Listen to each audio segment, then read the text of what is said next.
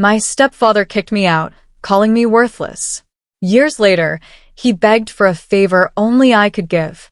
My name is Ava, I'm 26 years old, and this is my story. I was stirring cream into my third cup of coffee when my phone rang.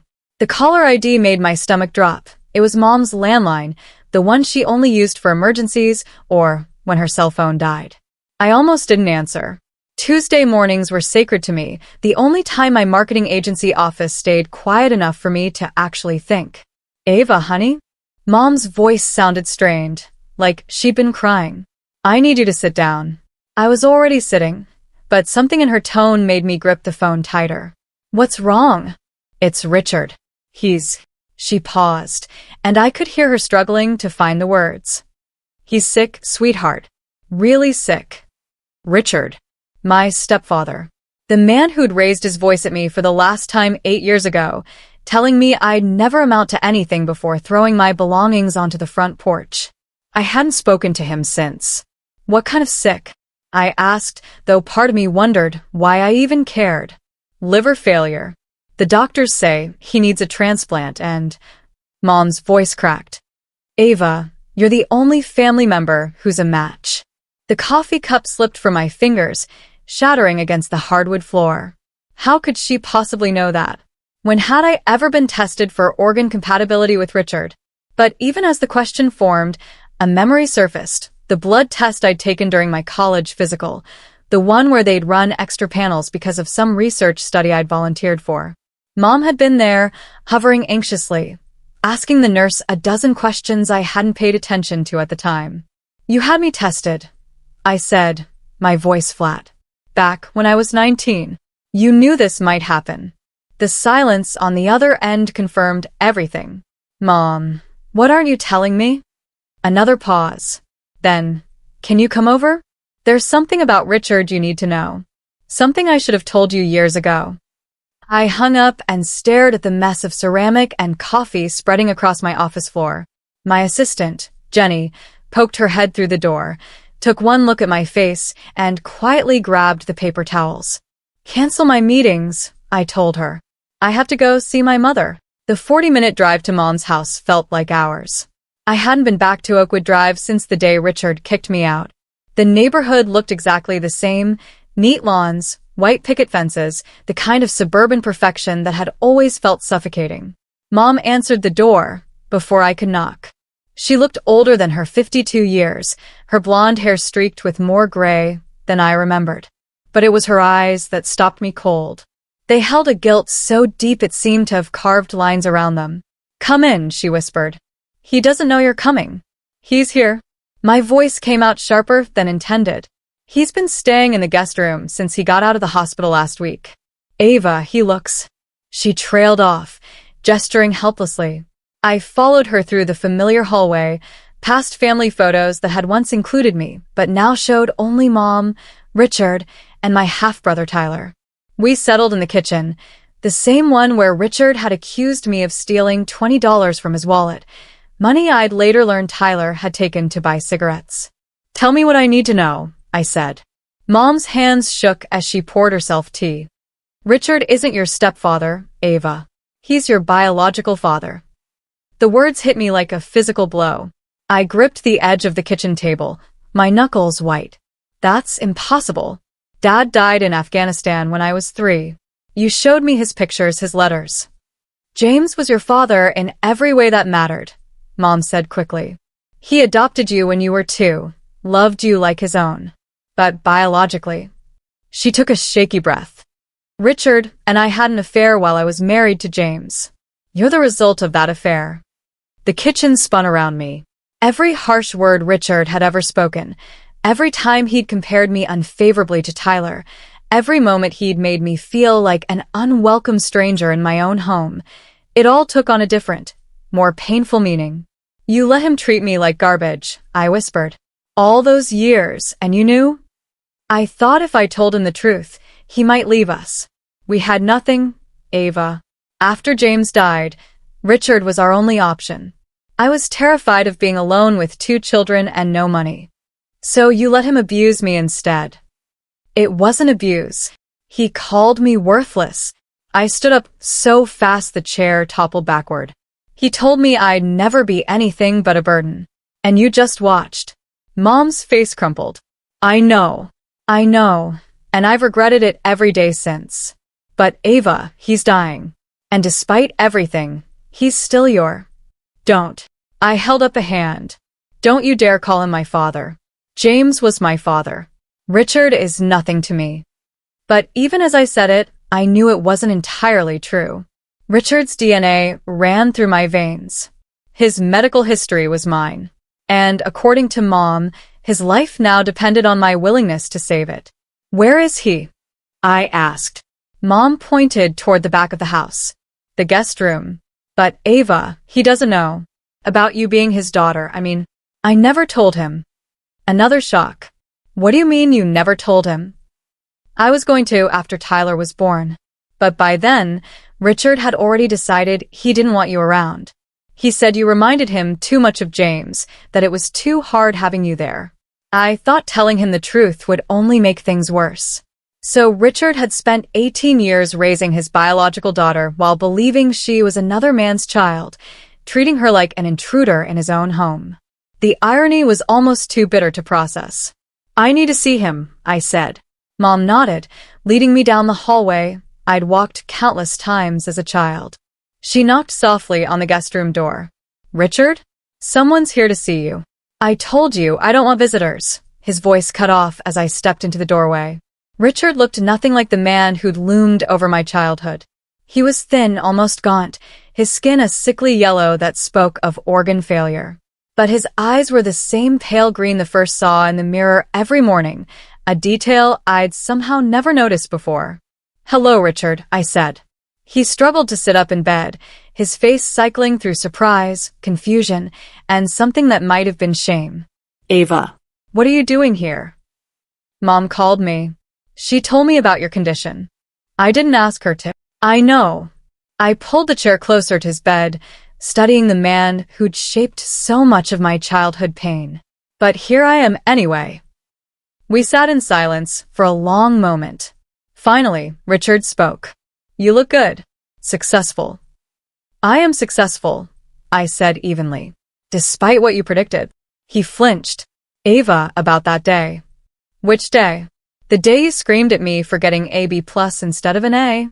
The day you told Mom I was the reason she couldn't have nice things? Or the day you threw my belongings on the porch and told me I was worthless? All of them, he whispered. I was wrong about all of them. Why? The question came out raw, desperate. Why did you hate me so much? Richard's laugh was bitter, painful. I didn't hate you. I hated myself. Every time I looked at you, I saw. He paused, seemingly struggling with something. I saw my mistakes. My failures. What mistakes? He glanced toward the door, then back at me. Your mother never told you, did she? About what I did. About why I could never look at you without feeling sick with guilt. My heart began to race. Another secret, another layer to peel back. Tell me. I knew James before he deployed. We worked together at the factory. He was a good man, Ava. The best man I ever knew. And I. Richard's voice broke. I seduced his wife while he was serving our country. I destroyed his family, and then I couldn't even take care of what I'd broken. The room felt too small, too warm. You knew about me. You knew I was yours. I suspected. But by the time Tyler was born, and he looked so different, I convinced myself you weren't mine. It was easier that way. I could pretend I hadn't ruined James's life for nothing. But you still treated me terribly.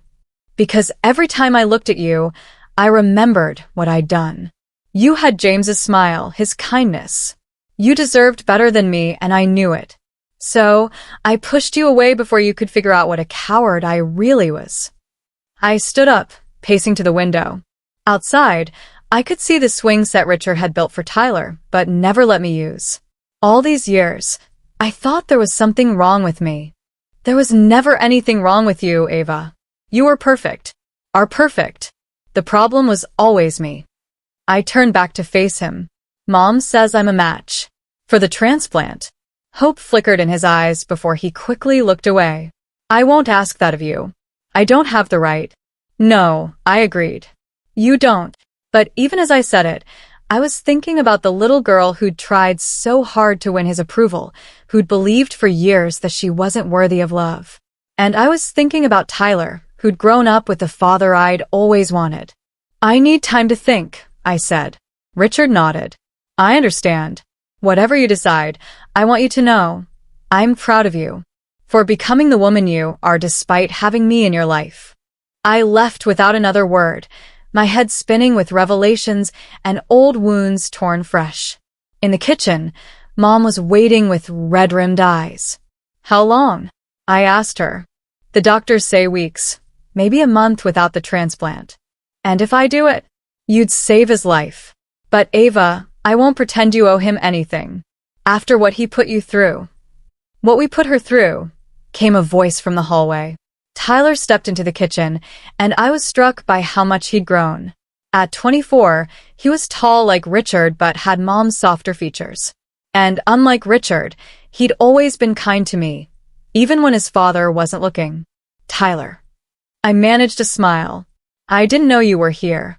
I drove up from Atlanta when Mom called about the transplant. He looked between Mom and me. I heard voices and I heard everything. My stomach dropped. How much is everything? Enough to know that Richard isn't just your stepfather. Tyler's voice was carefully controlled. Enough to know that my whole family has been built on lies. Mom buried her face in her hands. Tyler, I can explain. Can you? He turned to me.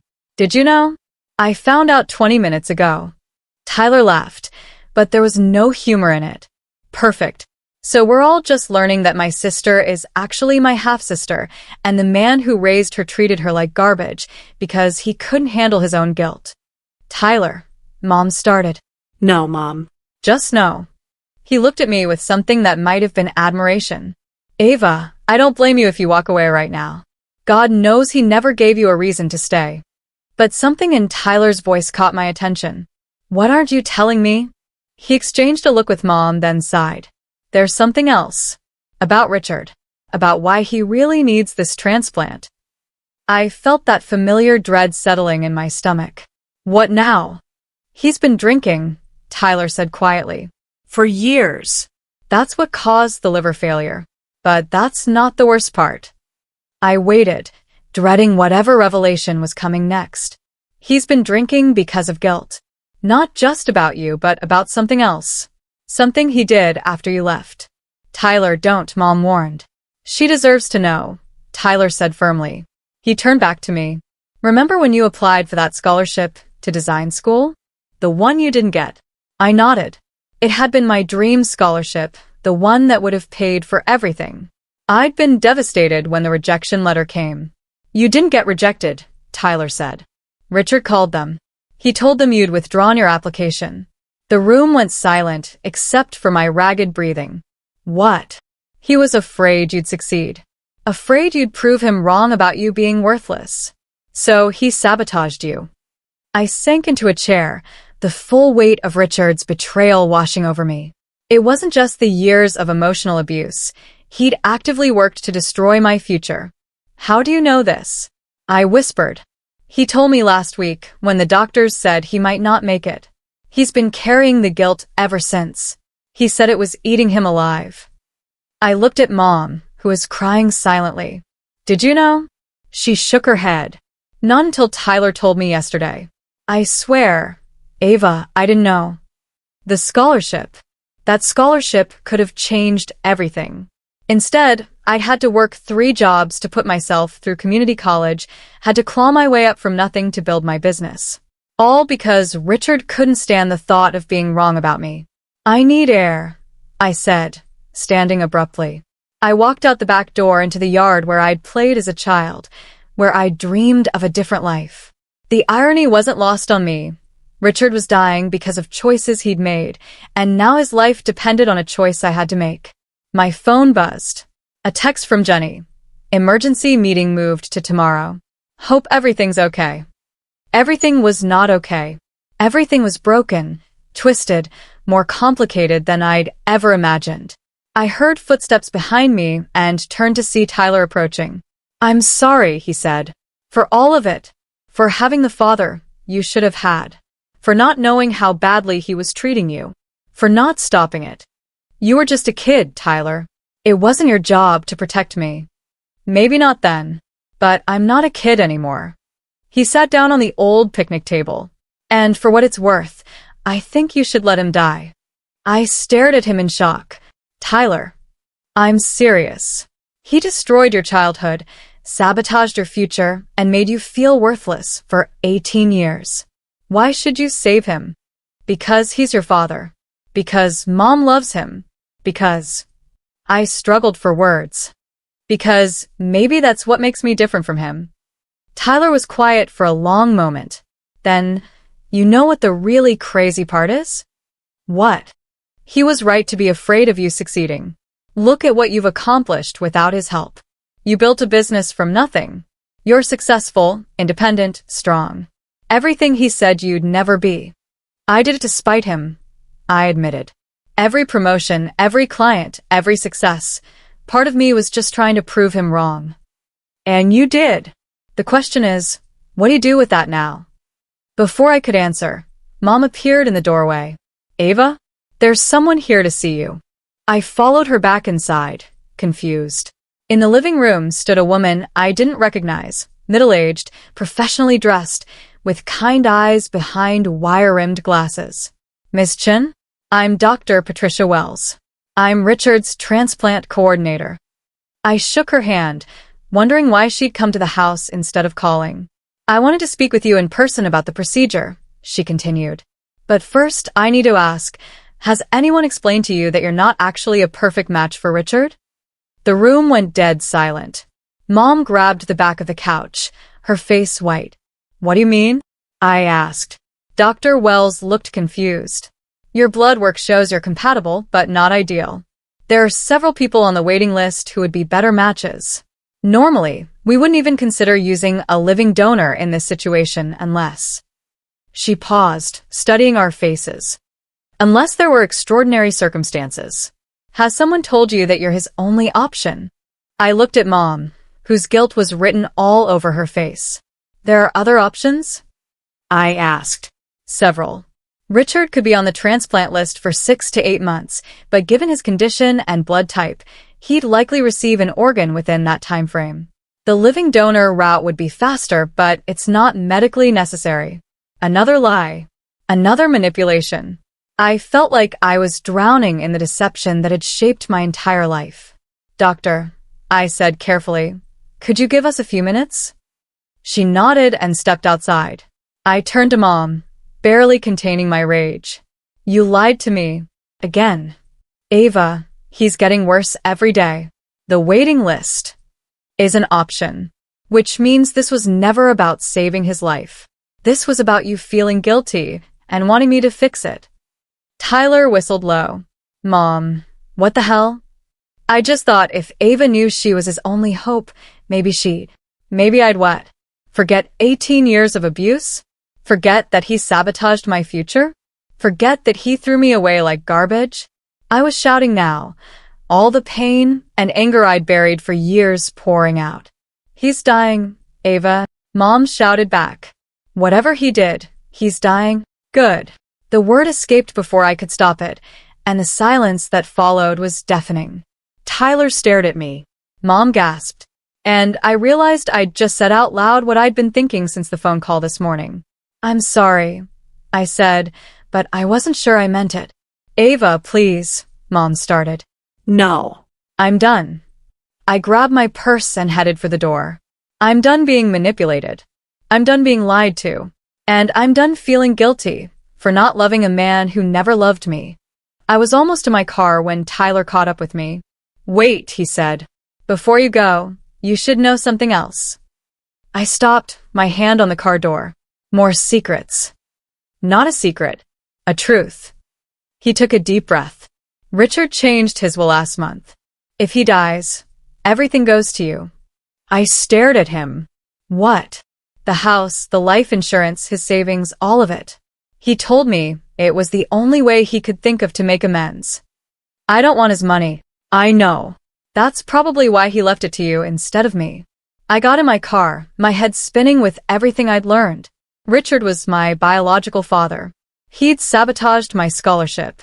He wasn't actually dying without my help. And now he was trying to buy my forgiveness with an inheritance. As I drove away, I made a decision. But it wasn't the one anyone expected. The next morning, I called Dr. Wells and told her I'd decided against the transplant. Then I called my lawyer and had him draft a legal document renouncing any claim to Richard's estate. But I wasn't done. I drove back to Mom's house one last time.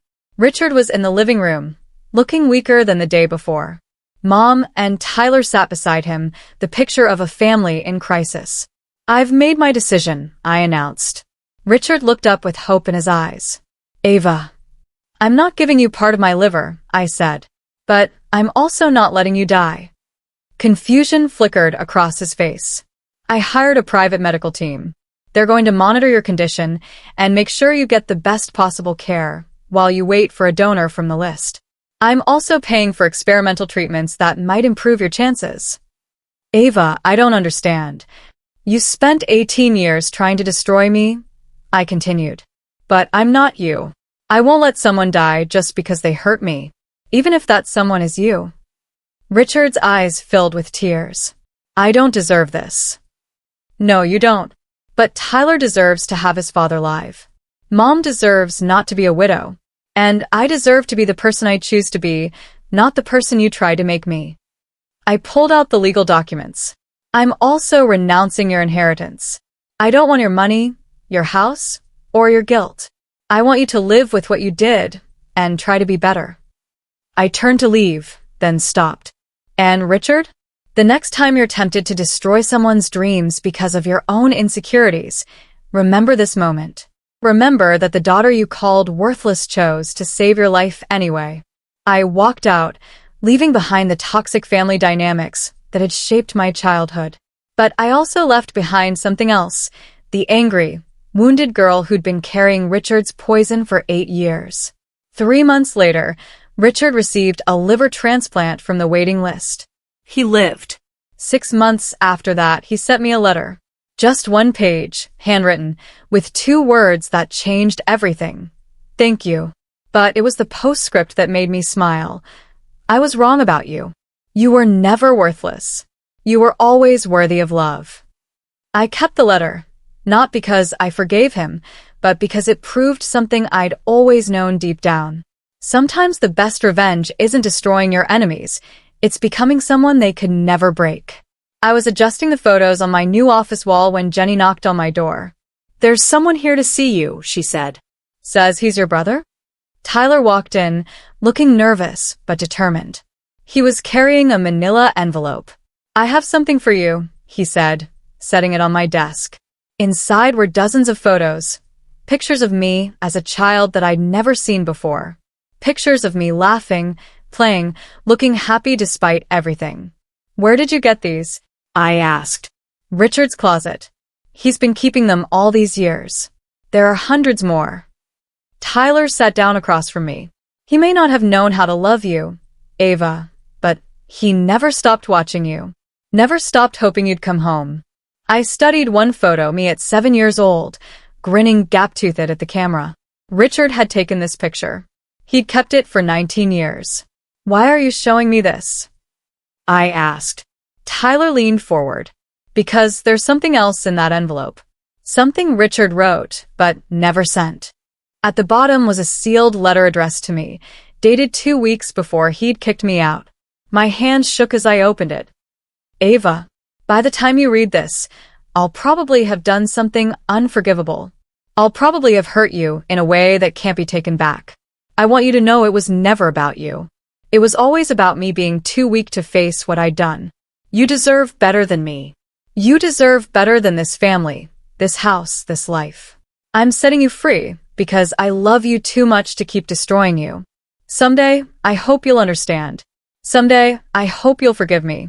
But mostly, I hope you'll forget me and build something beautiful with your life. Your father, whether I deserve the title or not. Richard.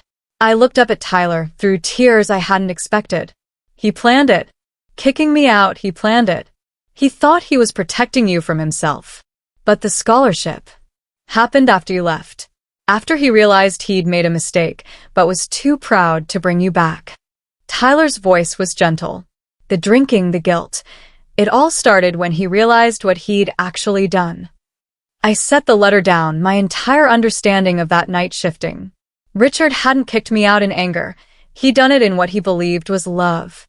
Misguided, destructive love, but love nonetheless. What am I supposed to do with this? I whispered. Tyler stood up. Whatever you want. But Ava? He's getting out of the hospital next week. And for the first time in 8 years, he's asked if he could see you. I walked to the window, looking out at the city I'd built my life in, far from the suburban house where I'd grown up feeling unwanted. But maybe I hadn't been unwanted. Maybe I'd been too wanted, too precious for a man who didn't know how to love without destroying. Tell him yes, I said finally. But not at Mom's house. Here in my office. I want him to see what I built. Tyler smiled. He already knows. He's been following your company for years. He has every article written about you, every interview. He's proud of you, Ava. He just never knew how to tell you. After Tyler left, I sat alone with the photos and the letter, trying to reconcile the man who'd crushed my dreams with the one who'd been secretly cherishing my memory for 8 years.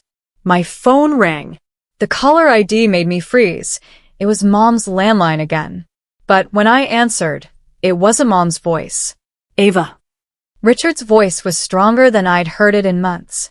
I know I don't have the right to ask, but could you come home? There's something I need to tell you. Something about your real father, James. Something your mother doesn't know. The line went dead, leaving me staring at the phone. Another secret. Another twist in a story I thought I finally understood. I grabbed my keys, knowing that despite everything, the pain, the lies, the years of feeling worthless, I was going back to that house one more time. Because some stories don't end with forgiveness or revenge. Sometimes they end with the truth.